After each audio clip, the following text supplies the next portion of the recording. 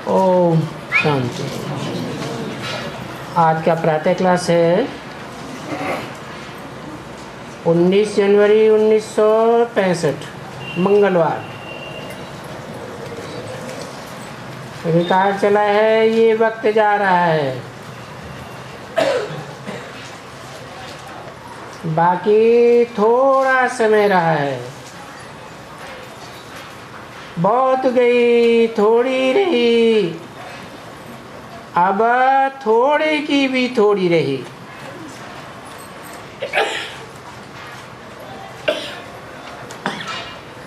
अब किसके लिए तुम इस पुरानी दुनिया में बैठे हो?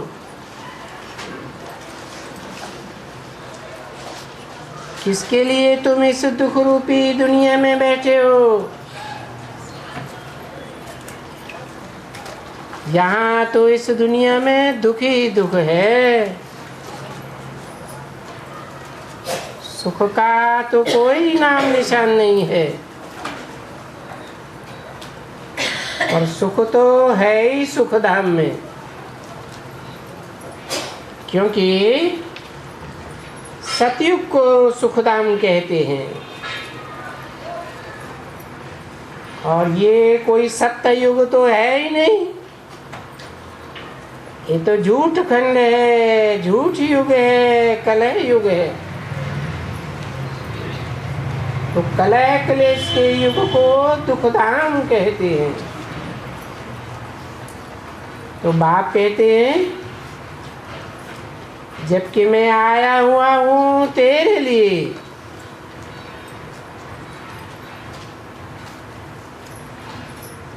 सुखधाम ले चलने के लिए,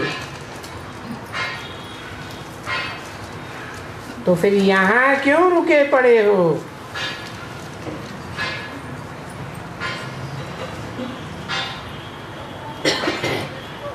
क्यों दुखधाम में तुम्हारी दिल लग गई है?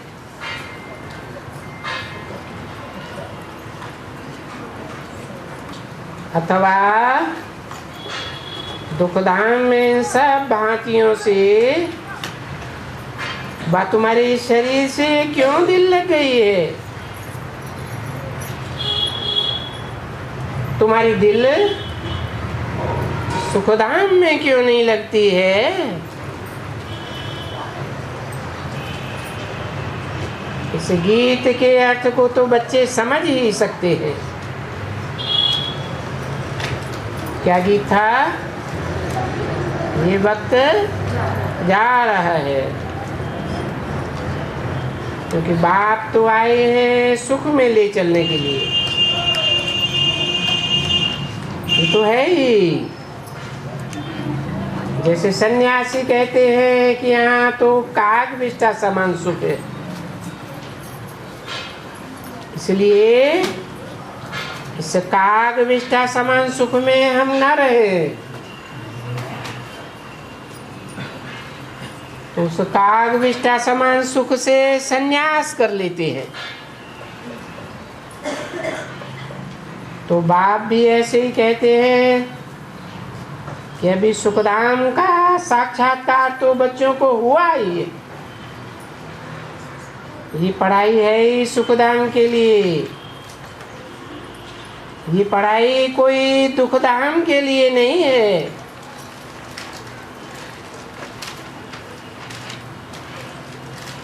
यह पढ़ाई और वो पढ़ाई में ये खास फर्क है। वो पढ़ाई डॉगली पढ़ाई है, कहाँ के लिए? दुखधाम के लिए। और ये गाढ़ी पढ़ाई है सुखधाम के लिए, सुखधाम में ले चलने के लिए। तो अभी तुम यहाँ क्यों ठहरे हो? इस पढ़ाई में कोई तकलीफ तो नहीं है। सिर्फ कहते हैं बाप को याद करो, उस बाप के योग से तुम सदैव हेल्दी रहेंगे, यानी निरोगी रहेंगे, तुम्हारी काया कल्पवृक्ष समान बड़ी रहेगी।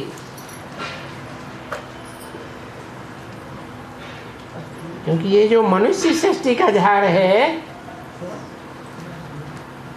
उसकी आयु तो बड़ी है ना।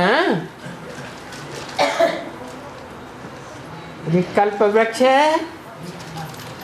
5000 वर्ष का है।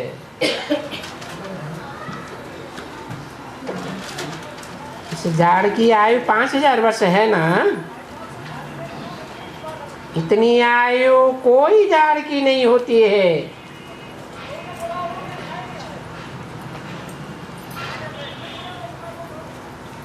जब इस झाड़ की कोई आयु इतनी बड़ी नहीं होती है,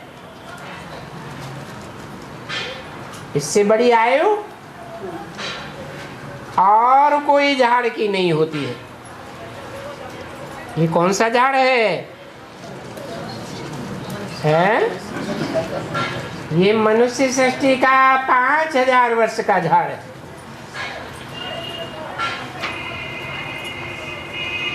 झाड़ की आयु इतनी है तो बीज की आयु इतनी ही बड़ी होनी चाहिए ना।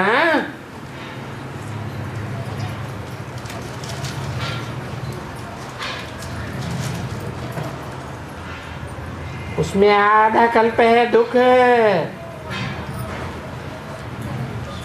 और आधा कल्प है सुख। अब आधा कल्प तो तुमने देख लिया। अभी बाप कहते हैं चलो सुखधाम। क्या इस दुखधाम में मजा आता है?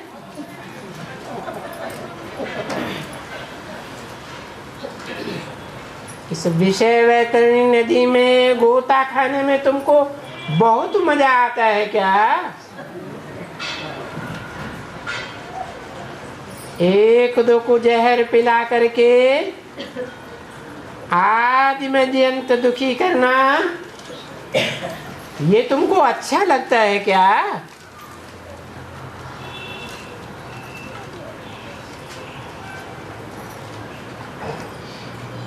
कौन सा जहर है? विषय वासना का जहर।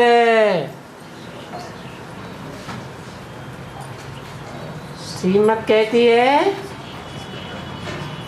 कि अब इस बुख की लेन देन को छोड़ो और ये ज्ञान अमृत पियो।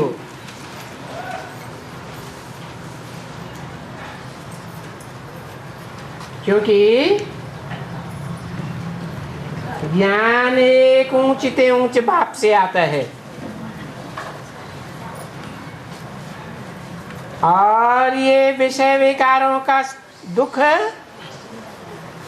जिसमें अल्पकाल का क्षण भंगुर सुख है अनेकों से आता है। तुम्हारा तो है ही योग और ज्ञान। ज्ञान जितना लेंगे और ये अविनाशी ज्ञान रतन जितना धारण करेंगे उतना बहुत साहूकार बनेंगे।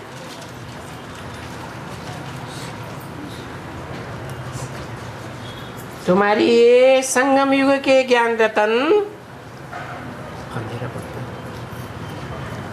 बैठ जाइए। ये संगम युग के ज्ञान रतन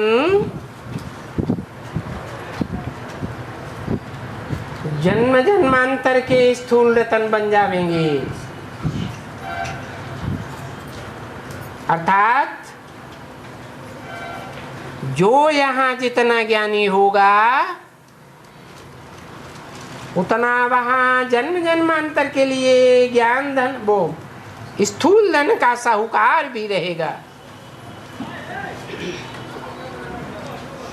और जितना याद में रहेंगे इतना निरोगी रहेंगे। क्योंकि बाप ने समझाया है ये हॉस्पिटल भी है, हॉस्पिटल कम यूनिवर्सिटी भी है। सो भी किसकी हॉस्पिटल?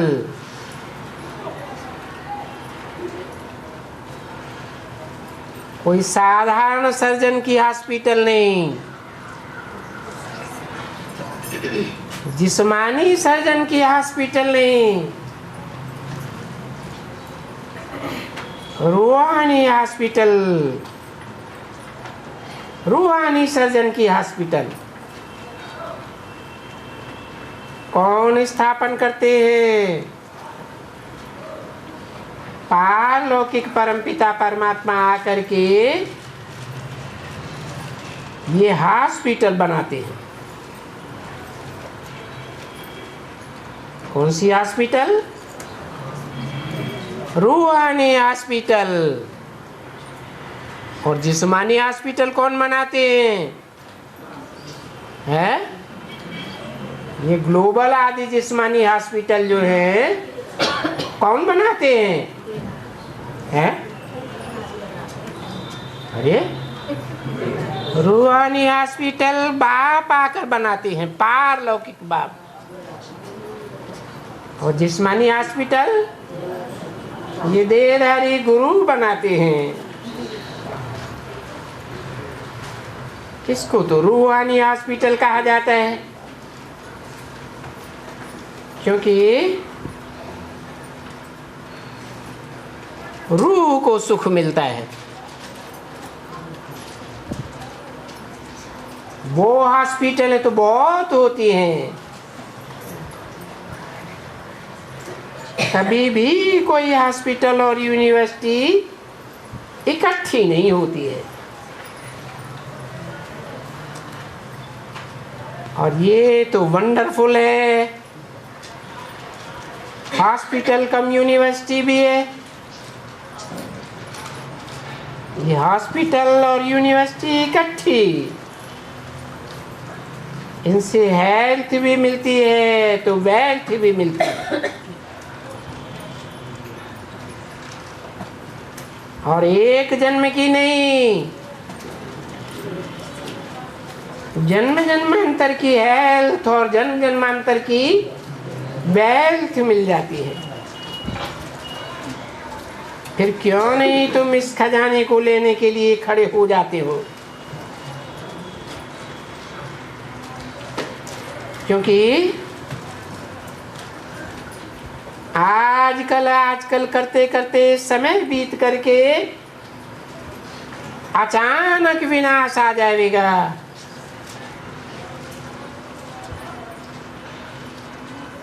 इसलिए श्रीमत पर चलो।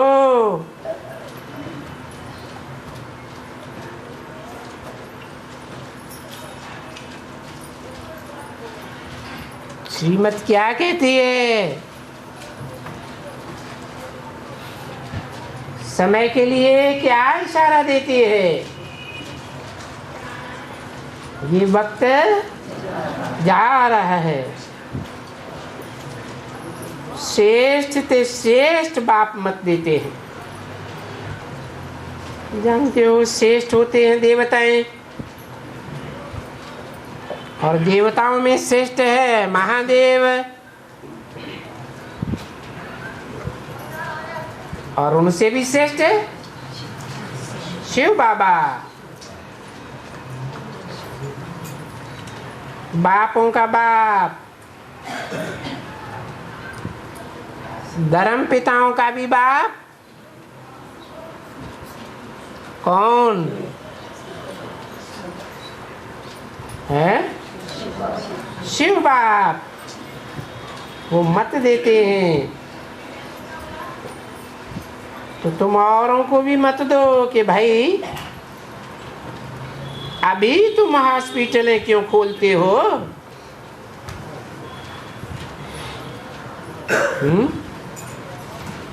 पहले किसको मत देंगे?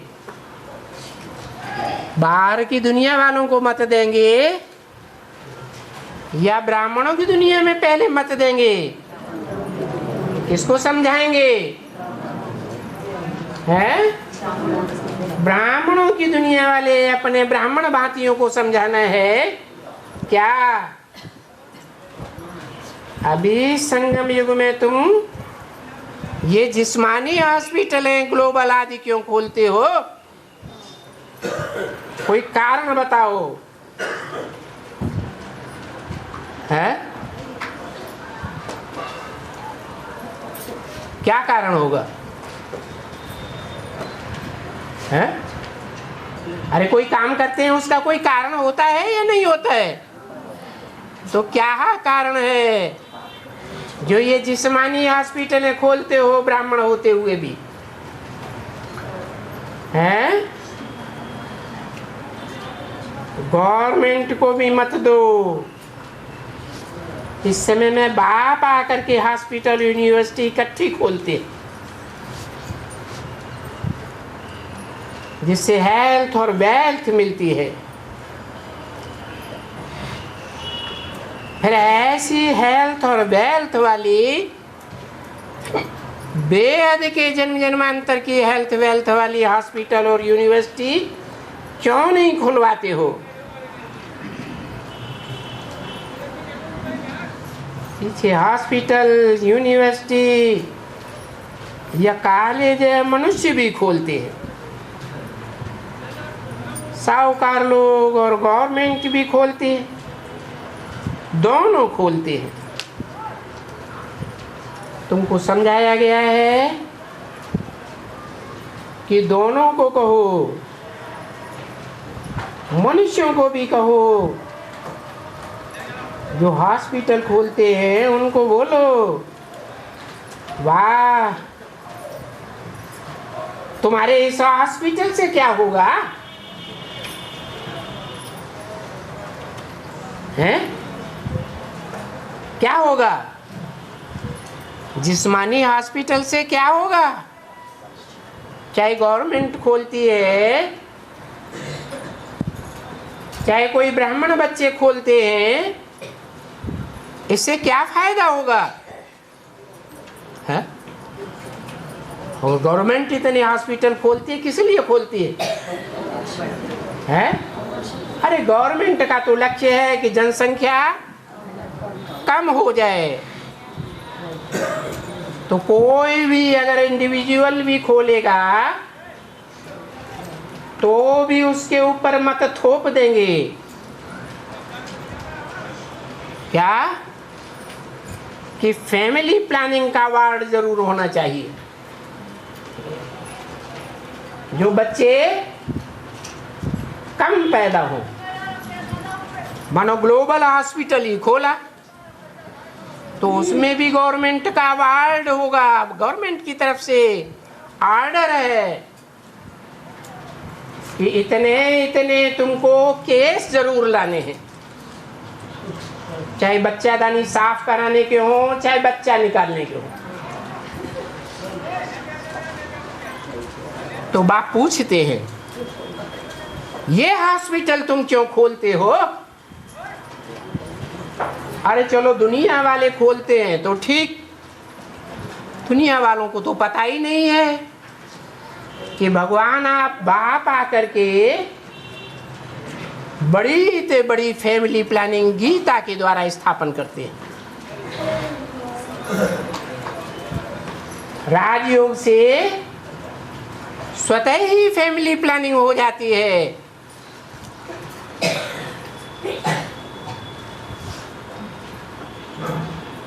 भोगी दुनिया जनसंख्या बढ़ा रही है और राजयोगी जनसंख्या को कम कर देते हैं। तो उनसे पूछो तुम्हारे इस हॉस्पिटल से क्या होगा? ये हॉस्पिटलों में तो मरीज आते ही रहते हैं और इन मरीजों का कोई अंत नहीं है। हॉस्पिटलें भी दिन प्रतिदिन ढेर खुलती रहती हैं, इनका भी कोई अंत नहीं है। सर्जन भी ढेर तैयार होते रहते हैं, इनका भी कोई अंत नहीं है। दवाइयाँ भी ढेर की ढेर तैयार होती रहती है, दवाइयों का भी कोई अंत नहीं है। ये तो आधा कल्प से बीमारों की हॉस्पिटल है और ये कॉलेज होती ही आई है। वो सब हॉस्पिटल हैं जिस्मानी और ये है रूहानी। तो किसको भी पकड़ना चाहिए। ये जिस्मानी हॉस्पिटलें खोलने से तुम्हारा क्या लक्ष्य है, क्या करना चाहते हो? जो एजुकेशन मिनिस्टर हैं उनको भी पकड़ना चाहिए। फिर जो हेल्थ मिनिस्टर हैं उनके ऊपर है, एक मैम है, माई है, उनको पकड़ना चाहिए। बोलो ये क्या करते हो? अभी तो बाप ने आकर के कंबाइंड यूनिवर्सिटी और हॉस्पिटल दोनों खोले हैं।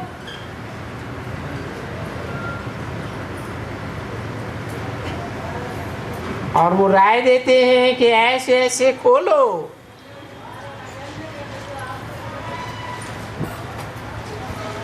रूहानी हॉस्पिटल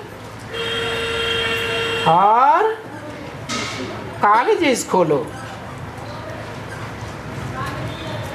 और ये हमेशा के लिए है। ये रूहानी हॉस्पिटल जन्म जन्मांतर के लिए है।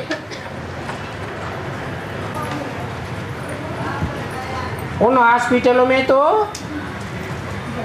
जन्म जन्मांतर के लिए पड़े ही रहते हैं, भोग भोगते ही रहते हैं।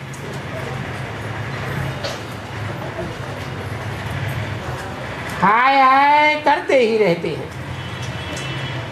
देखो हॉस्पिटलों में ढेर पड़े हैं। 19 जनवरी 1965 की वाणी का दूसरा पेज।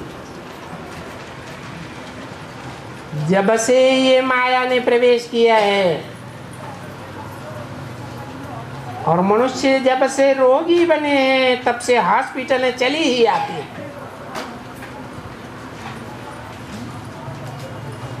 फिर आजकल यूरोपियन दवाइयाँ भी आई हैं।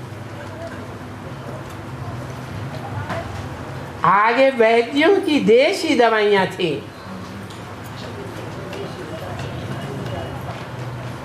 अभी ये विदेशी दवाइयाँ आई हैं।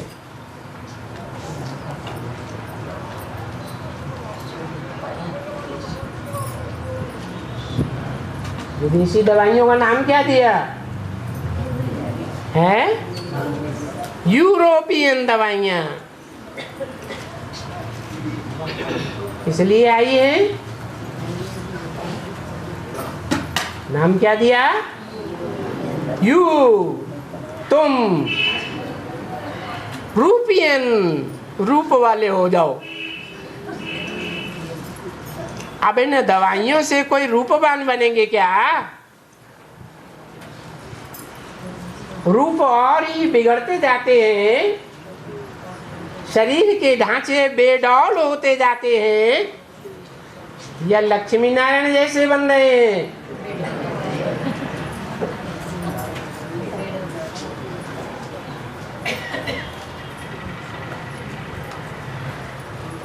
पहले तो देशी दवाइयाँ वैद्यों की थी,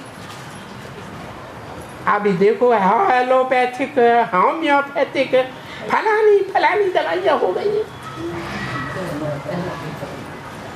और ये बाप की तो है सबसे अच्छी रूहानी दवाई, परंतु कोई को मालूम ही नहीं है ये कौन देते हैं। ये दवाई अविनाशी सर्जन देते हैं, जिनका कभी विनाश नहीं होता। कौन है अविनाशी सर्जन? है शिव बाबा, शिव बाप। अरे शिव बाबा या शिव बाप है?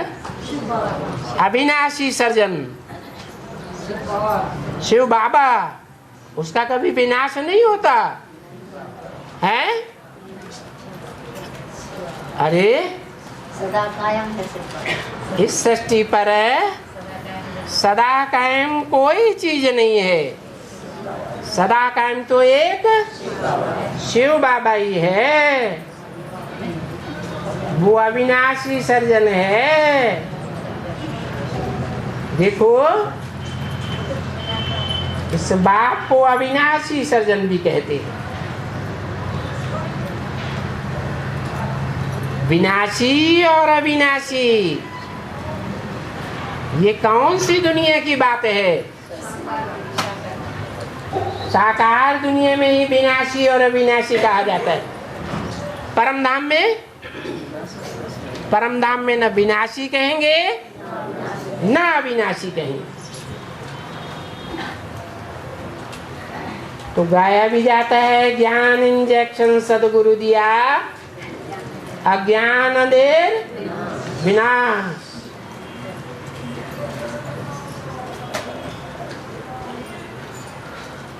ये ज्ञान इंजेक्शन कहाँ से मिलता है?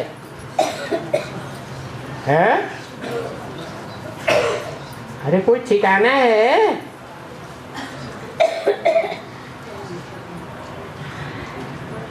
कोई देने वाला व्यक्तित्व है? ये रूहानी बाप से मिलता है। और रूहानी बाप किसको इंजेक्शन लगाते हैं?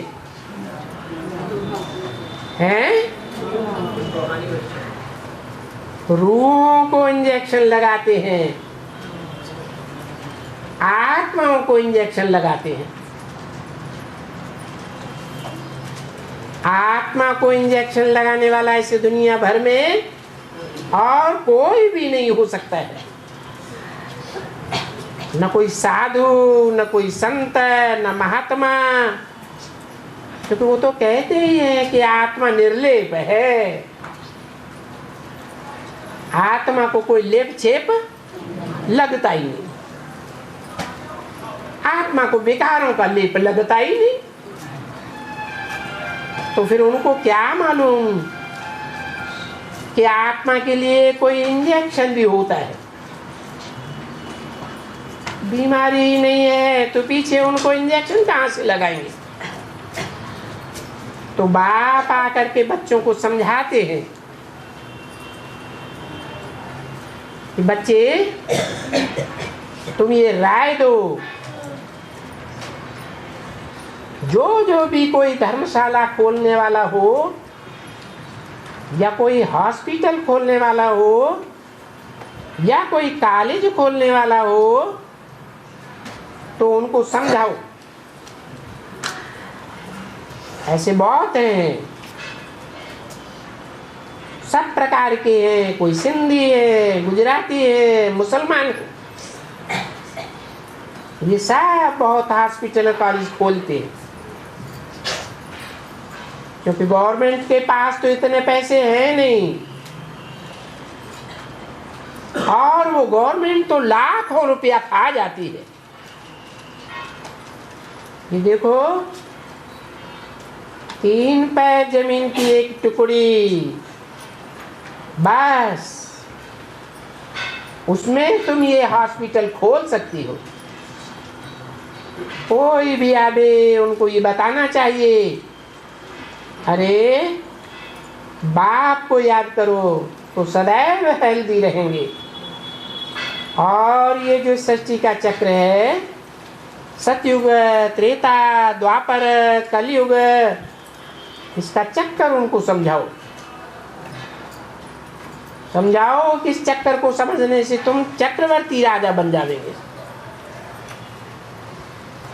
अरे ये तो एक छोटी सी 3 पैर पृथ्वी का, उसमें तुम हॉस्पिटल खोल सकती हो, यूनिवर्सिटी खोल सकती हो। देखो, ये बातें तुम समझती हो, जो थोड़े भी धनवान हैं, गरीब हैं, कोई भी खोल सकती है। धनवान बड़ी हॉस्पिटलें खोलेंगे और गरीब छोटी खोलेंगे। और ऐसे कायदा भी है, गवर्नमेंट बड़े बड़े खोलती है और मनुष्य छोटी छोटी अस्पतालें खोलते हैं। तो देखो कितनी अस्पतालें हैं, स्कूल भी ऐसे ही हैं। गवर्नमेंट बड़ी बड़ी कॉलेज यूनिवर्सिटी खोलती है और फिर जो दूसरे हैं वो स्कूल खोलकर बैठ जाते हैं। अरे आजकल तो टेंट्स में भी स्कूल बनाकर बैठते हैं। पैसे नहीं है गवर्नमेंट के पास तो टेंट्स लगाए भी पढ़ाई करते हैं और शिफ्ट भी रखी हुई है। फलानी शिफ्ट में 8 बजे से 10 बजे तक, फिर फलाना स्कूल 10 बजे से 12 बजे तक, 4 बजे से 6 बजे तक, क्योंकि जगह तो है नहीं, कुछ पैसे भी नहीं है। और इस पढ़ाई, इसमें तो कोई प्रकार का खर्चा नहीं है, कुछ नहीं, खास कोई बनानी भी नहीं है।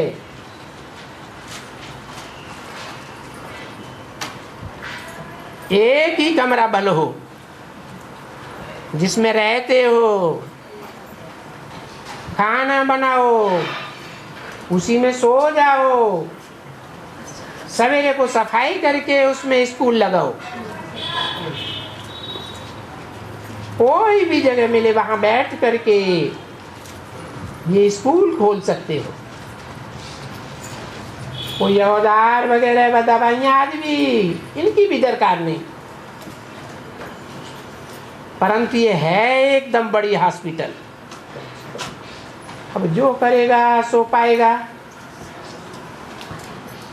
अभी भी बहुत बच्चियां हैं तो वो भी खोलती हैं, बच्चे भी खोलते हैं। बच्चियां शक्ति भवन खोल सकती हैं, गीता पाठशालाएं खोल सकती हैं। बच्चे हैं तो पांडव भवन खोल सकते हैं। बाप तो कहते हैं तुम ही खोलो, तुम ही संभालो। हमारा तो इनसे कोई भी कनेक्शन नहीं है, जो करेगा सो पाएगा, बहुतों का कल्याण करेगा। और है तो कितना सहज।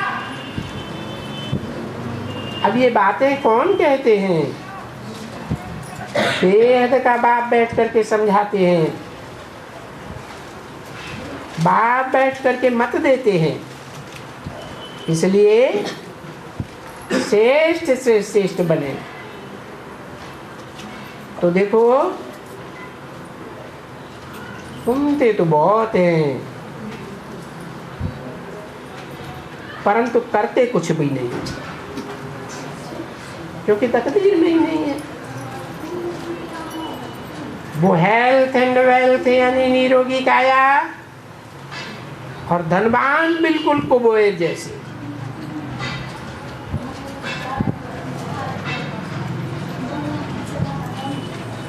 तुम बाबा से हीरे जवाहरातों के महल ले लो,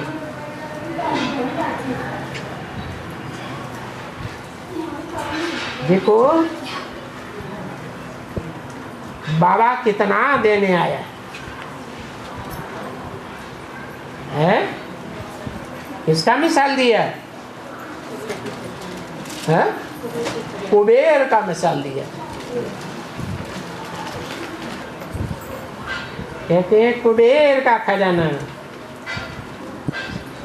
मुसलमानों में कहते हैं कौरों का खजाना।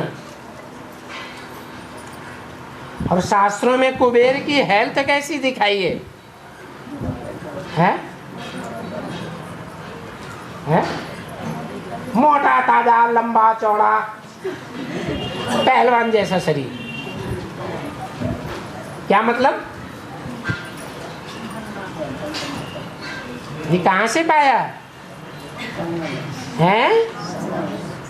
ये निरोगी काया कहाँ से पाई? योग बल से पाई। नाम क्या देते हैं? अरे कुछ नाम देते हैं योगी का, है? योगिनी।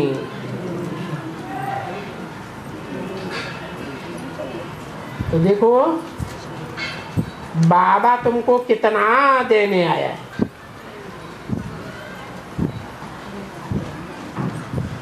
जैसे मिसाल दिया, कुबेर जैसा कोई धनवान नहीं और कुबेर जैसा कोई हेल्दी नहीं। वैकुंठ की बात चाहिए, हीरे जवाहरातों के महल मिलेंगे। तो जानते हैं कि बरोबर भारत ऐसा था।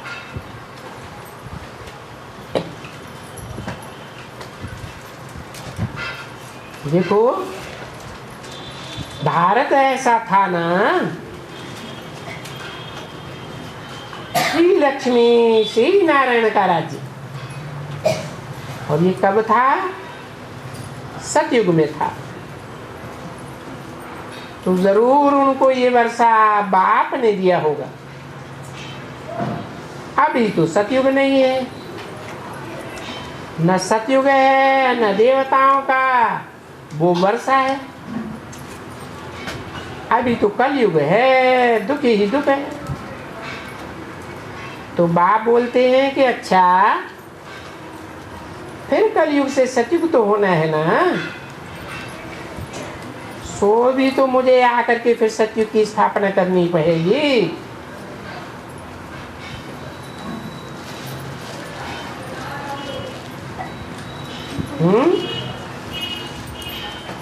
इसके मुख से बोला है, ब्रह्मा के मुख से बोला कि वो सतयुग तो मुझे आकर के फिर से सतयुग की स्थापना करनी पड़ेगी। कब? भविष्य में या पास्ट की बात बताई? पास्ट की बात बताई पड़ेगी हैं? भविष्य की बात बताई। माना जिस समय बोल रहे हैं उस समय सतयुग की स्थापना का कार्य नहीं कर रहे थे क्या? है? जो बोला सो तो मुझे ही आकर के फिर सतयुग की स्थापना करनी पड़ेगी। कब बोला?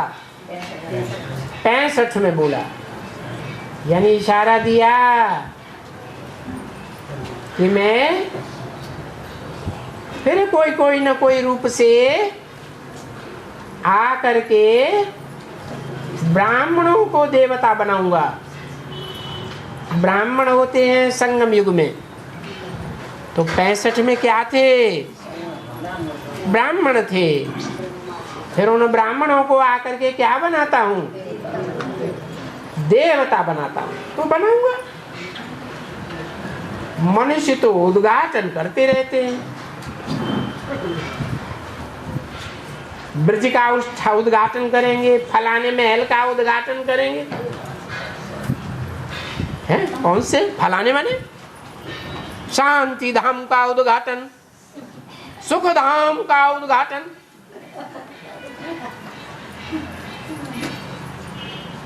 ईंटों के महल बनाते रहते हैं। तो देखो बाप कहते हैं मैं तो स्वर्ग का उद्घाटन करता हूँ। क्या? ईंटों के सुख धाम और शांति धाम का उद्घाटन नहीं करता हूँ। चलो भाई अभी स्वर्ग में रहने के लायक बनो, मेरी मत पर श्रीमत पर लायक बनो, तो कल्प कल्प तुम लायक बनते हो। क्या कहा? कौन लायक बनते हो? कल्प कल्प तुम लायक बनते हो, ये नहीं। जो सतयुग में इस दुनिया में स्थापन करता हूँ, कलयुग की दुनिया के बीच, नरक की दुनिया के बीच जो स्वर्ग बनाता हूँ, उसमें तुम राज्य करते हो। ये कोई नई बात है क्या? नहीं। 1965 की वाणी का तीसरा पेज। कल्प कल्प आकर के पार कराता हूँ। अभी भी देखो पार कराता हूँ।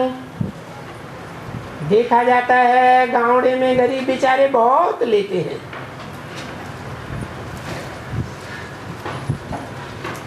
क्योंकि खर्चा तो कुछ है ही नहीं। वही तो आजकल कुछ खर्चा है।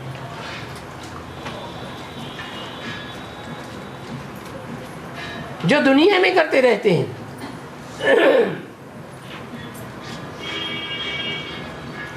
यहाँ तो गरीब बहुत लेते हैं। सो बाप भी कहते हैं मैं गरीब निवाज भी हूँ।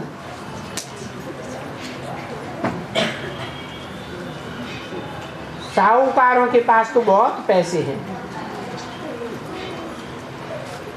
इसलिए वो तो जैसे स्वर्ग में हैं। जब यहाँ दुनिया में स्वर्ग होने के लिए है, लखपति करोड़पति बड़े बड़े महलमानियों वाले बने बैठे हैं, तो उन्हें इस दुनिया में स्वर्ग की क्या दरकार? जैसे ब्रह्मा बाबा लखापति थे या गरीब थे, तो उन्हें इस दुनिया में स्वर्ग बनाकर देता हूं क्या? है? उनको नहीं देता हूं, तुम गरीब बच्चों को आकर के देता हूं। तो देखो बाकी गरीब ही हैं, भारत भी गरीब है।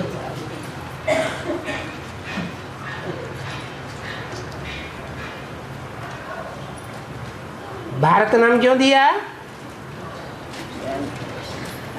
भा माने ज्ञान की रोशनी, रत माना लगा रहने वाला, जो सदैव बुद्धि से ज्ञान की रोशनी में लगा रहता है, रत रहता है, उसका नाम दिया भारत। वो भारत अभी गरीब है, तो भारत में भी फिर जो गरीब हैं उनको ही उठाते हैं। साहूकार तो देखो कुंभकर्ण की नींद में सोए पड़े,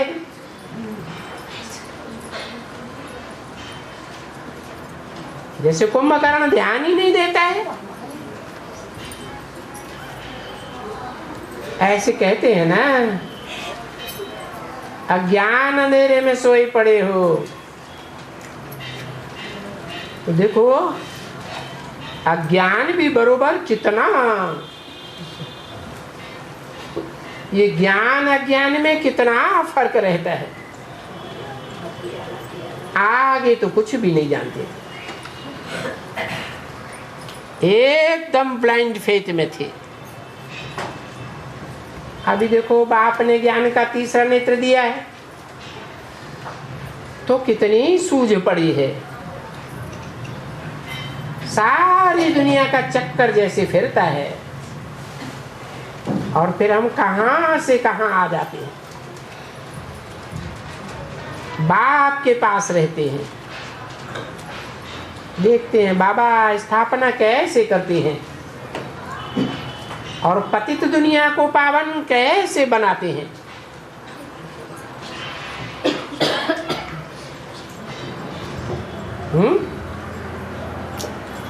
ये तो बाप आकर पतित दुनिया को पावन बनाते हैं, और ये इब्राहिम बुद्ध क्राइस्ट गुरु आकर के क्या करते हैं? देवताओं की पावन दुनिया को पतित बनाते हैं। तो बाप कैसे बनाते हैं? और वो गुरु लोग कैसे पतित बनाते हैं? कैसे बनाते हैं? अरे अपने अपने धर्म की स्थापना हैं, अपने अपने धर्म की स्थापना कर देते हैं पुराने। अपने अपने धर्म की स्थापना कर देते हैं। धर्म की स्थापना करने से पतित बनते हैं। कई मतलब मिल जाते। धर्म तो धारणा को कहा जाता है। हर धर्म में कुछ न कुछ अच्छी धारणाएं हैं। सभी धर्मों में बुरी बुरी धारणाएं हैं, अच्छी धारणाएं नहीं है क्या? हैं? तो पतित कैसे बनते हैं और पावन कैसे बनते हैं? और धर्म गुरु आकर के अपने संग के रंग से पतित बनाते हैं, और एक बाप आकर संग के रंग से पावन बनाते हैं। बात तो ऐसे कहें कि नई दुनिया नई राजधानी स्थापन कैसे करते हैं, पुरानी का कैसे विनाश कराए देते हैं। वो धर्म पिताएं तो कोई पुरानी दुनिया का, पुरानी परंपराओं का विनाश तो नहीं कराते हैं। पुरानी परंपराएं भी वैसे ही चलती रहती हैं, पुराने धर्म भी वैसे ही चलते रहते हैं, पुराने राज्य भी वैसे ही चलते रहते हैं। तो ऐसे कहें कि नई दुनिया नई राजधानी बाप आकर स्थापन करते हैं। तुमको सब नॉलेज बुद्धि में आ गई, और तो दुनिया में सभी घोर अंधियारे में, नो नॉलेज है। मनुष्य हैं एक्टर्स, परंतु इस ड्रामा के आदि अंत का कुछ भी किसी को पता नहीं। मुख्य कौन कौन है इस दुनिया के? उन मुखियाओं को भी कुछ पता नहीं कौन कौन मुख्य है? अरे इस दुनिया में मुख्य मुख्य कौन है? राम, कृष्ण, इब्राहिम, बुद्ध, क्राइस्ट, ये सब मुखिया हुए ना। किसी को भी कुछ भी पता नहीं रहता। यहाँ भारत में बाहर वाले आकर के एक दो बड़े बड़े आदमियों की समाधियों और कब्रों के ऊपर फूल चढ़ाते रहते, और जो पतित पावन है उस पतित पावन बाप को तो कोई पूछते ही नहीं है।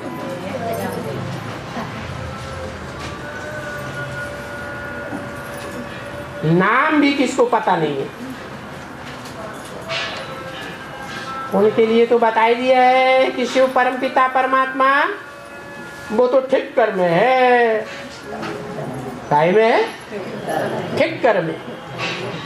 मिट्टी के ढेला होता है ना, जिसमें एक ठोकर लगे और बिखर जाता है, ऐसे ऐसे मिट्टी के ठिक्करों में भी भगवान बैठा हुआ है।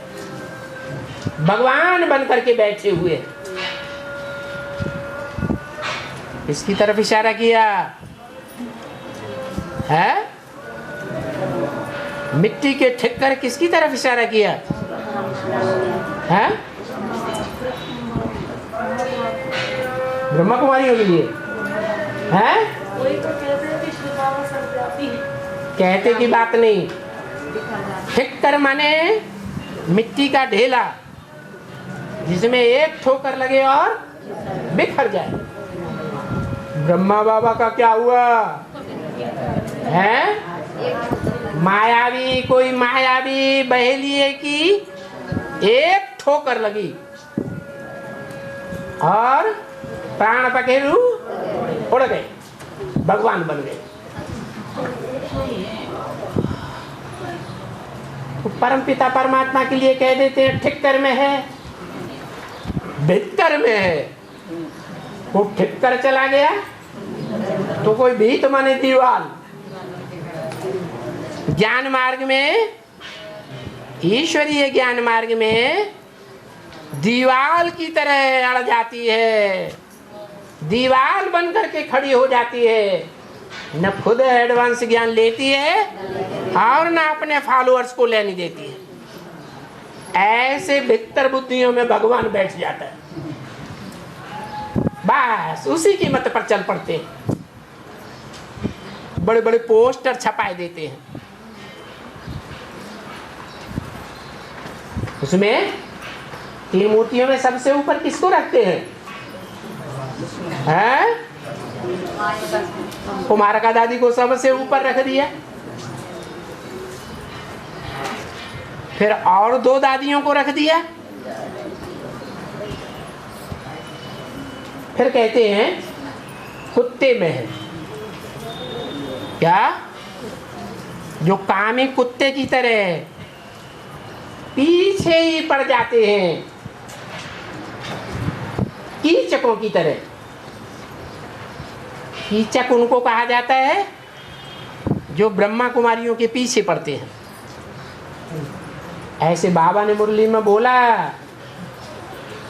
कुत्ते में भगवान, ऐसे कुत्तों को भी भगवान समझ करके बैठ जाते।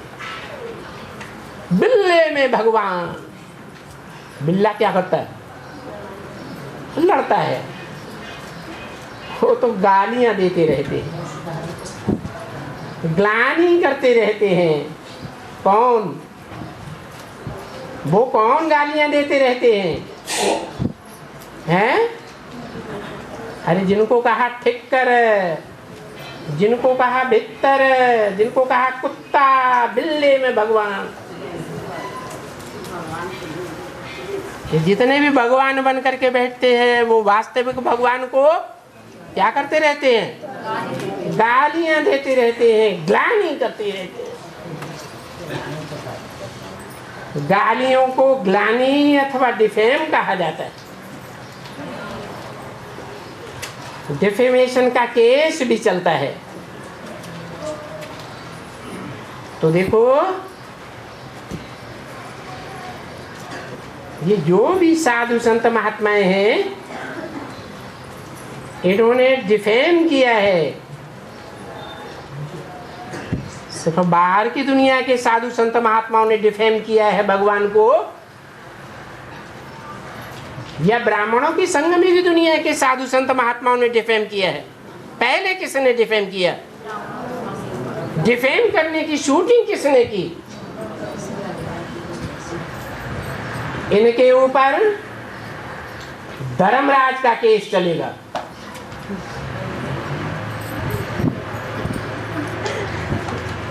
इनके ऊपर है, किनकी तरफ इशारा किया? अरे ये ठिक्कर है, ये भित्तर है, ये कुत्ते, ये बिल्ले जो भगवान बन के बैठे, इनके ऊपर धर्मराज का केस चलेगा। धर्मराज मेरा राइट हैंड है, डंडे खा करके हिसाब किताब चुकतू करके फिर वापस जाएंगे। तो ये तो है ही कयामत का समय। बाप आकर के बच्चों को बताते हैं कि ये कयामत का समय है। काई का समय? कयामत नाम क्यों दिया है? क्योंकि किसी को पता ही नहीं चलता है कि क्या मत है और किसकी मत है, कौन मत देने वाला है, कौन है वो ऊंच से ऊंच जिसकी मत पर चलने से ऊंच बनेंगे, धर्मराज के डंडों से बचेंगे।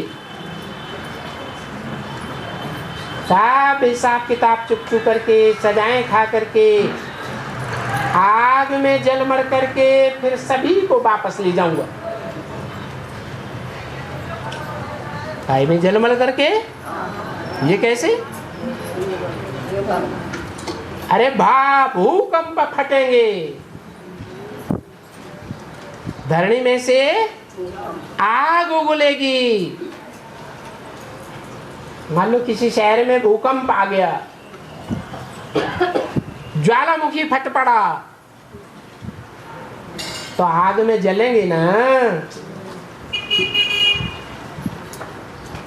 तो दूसरी आग है जो मनुष्यों ने तैयार की है, क्या है? Atom bomb. समंदर के अंदर भी घुसेड़े हुए हैं, आकाश में भी तैर रहे हैं, इस जमीन पर भी रखे हुए हैं। वो अचानक फटेंगे। जैसे दीपावली होती है यादगार, धूम धड़ाका धीरे धीरे करते रहते हैं, अंत में 12-1 बजे क्या करते हैं? जो भी सारे बचे हुए होते हैं सब एक साथ धाम धाम धाम धाम धा, ऐसे सारी एटॉमिक एनर्जी एक साथ पट पड़ेगी। तो बोला ऐसी आग में जल मर करके फिर सभी वापस ले जाऊंगा। ऐसे कहते हैं ना, सबको वापस साथ में ले जाऊंगा। पंडा बन करके आया हूं। तुम पांडव सेना हो ना, यानी तुम रूहानी पंडे हो। तो बताते हैं वो जिस्मानी पंडे ब्राह्मण और तुम हो रूहानी पंडे ब्राह्मण। वो पंडे तो जन्म जन्मांतर से जिस्मानी तीर्थ यात्राएं करते आए और कराते आए, और ये तो एक ही तीर्थ है, इसको रूहानी तीर्थ कहा जाता है। रूहानी यात्रा, सो भी कैसी यात्रा? कहीं आने जाने की दरकार नहीं, घर बैठे कोई चलना करना नहीं होता है, धक्का बक्का थोबा कुछ खाना नहीं। बोलते हैं बस जितना हो सके उतना याद करते रहो। वो जिस्मानी पैदल यात्रु, तीर्थ यात्रु दिन में पैदल जास्ती करते हैं। ये बाप कहते हैं तुम रात में याद करो, रात में दौड़ी पहनो। रूहानी बुद्धि का योग रात में जास्ती करो, यानी ट्रेवलिंग रात को करो। हे मेरे नींद को जीतने वाले बच्चे, रात को मुझे याद करो। तो मेरे को याद करते करते जैसे कि तुम मेरे नजदीक आ जाते, अभी आ रहे हो ना। तो देखो कैसी है रूहानी यात्रा, और वो है जिस्मानी यात्रा। वो भी ब्राह्मण और ये भी ब्राह्मण। क्या कहा? वो माने कौन है? वो ब्राह्मण माने कौन? दुनिया वाले। सिर्फ दुनिया वाले नहीं, हम दुनिया वाले ब्राह्मणों की जो शूटिंग करने वाले जिस्मानी ब्राह्मण हैं ब्राह्मणों की दुनिया में, वो भी यही हैं। कहाँ की यात्राएं कराते हैं? चलो माउंट आबू, चलो सुखधाम, चलो शांति धाम। परंतु ये तो है ब्रह्मा मुखवंशावली ब्राह्मण, और वो है कुखवंशावली ब्राह्मण। ये जो ब्राह्मण हैं ये ब्रह्मा की मुख की बातों को मानने वाले हैं, और वो ब्राह्मण ब्रह्मा की गोद को महत्व देने वाले हैं। कहते हमने मम्मा की गोद ली है, हमने बाबा की गोद ली है, लेकिन हम ब्रह्मा बाबा की बात को नहीं मानते। तो तुम हो मुखवंशावली और वो है मुखवंशावली ब्रह्म। देखो ये सब कितना फर्क अच्छी तरह से बताते हैं।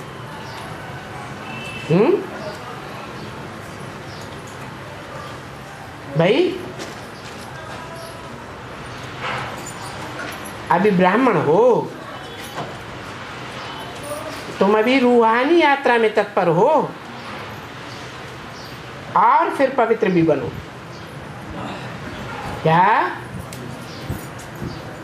तुम कौन सी यात्रा में हो? रूहानी यात्रा में भी हो और यात्रा करते करते पवित्र भी बनो। और वो तो है, वो तो क्या है? वो तो अपवित्र है। कैसे हैं? तुम तो बाप की याद में रहकर यात्रा करते हो, उन्हें तो बाप का पता ही नहीं है। वो तो खुद ही अपवित्र है और तुमको तो पवित्र रहना है। याद में रहते रहते भी पवित्र, और कर्मेंद्रियों से कर्म करते करते भी याद में रहने के कारण तुम पवित्र हो। तुम्हारी आत्मा की पवित्रता है। आत्मा मन बुद्धि को कहा जाता है, क्योंकि सुदृढ़ ज्ञान यज्ञ में ये ब्राह्मण तो पवित्र ही रहते हैं। वो ब्राह्मण कोई पवित्र नहीं होते हैं। भले मंदिर में श्री लक्ष्मी नारायण की पूजा के ऊपर बैठे हुए तो भी ब्राह्मण नाम है, तो वो उनको स्नान पानी करा सकते हैं, परंतु हैं तो पतित, लेकिन नाम के ब्राह्मण हैं। और बाकी जो मंदिर में दर्शन करने वाले जाते हैं वो तो ब्राह्मण भी नहीं है, वो ब्रह्मा की औलाद भी नहीं है। बाकी पतित जैसे वो ब्राह्मण हैं वैसे वो है, सिर्फ नाम है ब्राह्मण। तो देखो उन ब्राह्मणों को वो पतित पूजते हैं, और जो दूसरे पतित हैं उनको हाथ नहीं लगाने देते हैं।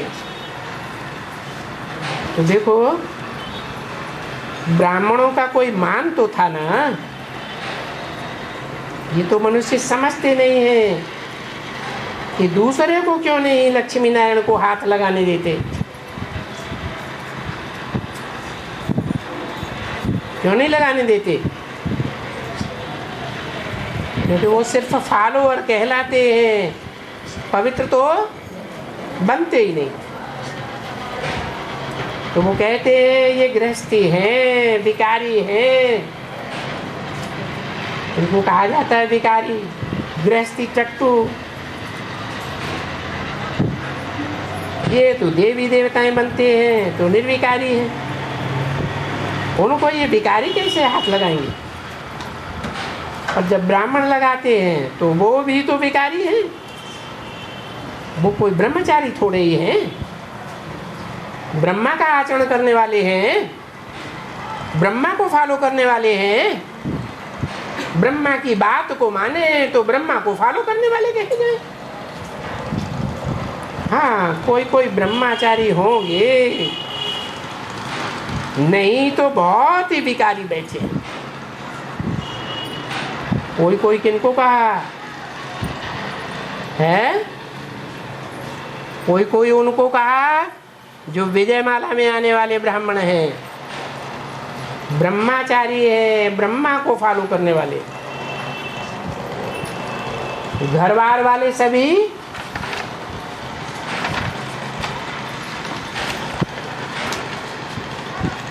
उनकी पूजा करते हैं, है सभी अंधश्रद्धा। अंधेर नगरी चौपट्ट राजा। कोई भी किसी को कुछ भी पता नहीं। 19 जनवरी 1965 की वाणी का चौथा पेज। तो बाप आकर के अच्छी तरह से सब बातें समझाते। क्या कहा? अच्छी तरह से क्या मतलब हुआ? बाप आकर के, कब आकर के, कब आकर के अच्छी तरह से समझाते हैं? ये वाणी कब की है? 65 की। 65 में तो सिर्फ बोला, ब्रह्म वाक्य, वेदवाणी, परंतु अच्छी तरह से समझाई नहीं। तो बोला कि बाप आकर के अच्छी तरह से सारी बातें समझाते। ओम